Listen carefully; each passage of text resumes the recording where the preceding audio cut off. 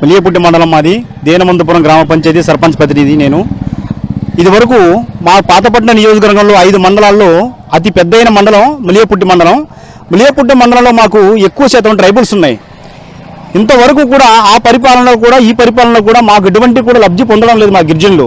ఇంతవరకు ఒక mini doctor కానీ, ఒక పవర్ వెయిటర్స్ కానీ, ఒక ఏదైనా టక్ మిషన్ కానీ, ఎటువంటిది కానీ ప్రతి ఒక్క గిరిజనులు కూడా లబ్ధి పొందే ఆ రోజుల్లో ఈ రోజు ఇంతవరకు కూడా 5-6 సంవత్సరాల నుంచి ఇంతవరకు కూడా ఒక గిరిజనులకు ఒక ట్రాక్టర్ ఇచ్చామని, ఒక మినీ ట్రాక్టర్ ఇచ్చామని ఎటువంటిది కూడా లేదు. దీనికి కారణం ఏంటంటే ఐటీడీ లేకపోవడం వల్లనే. మేము ఇప్పుడు మినీ ట్రాక్టర్ ఇస్తుందంటే 90% మాత్రం డబ్బులు కట్టాలి, మిగతా 30% సబ్సిడీ అంటున్నారు. అంటే ఐటీడీ లేకపోవడమే కదా.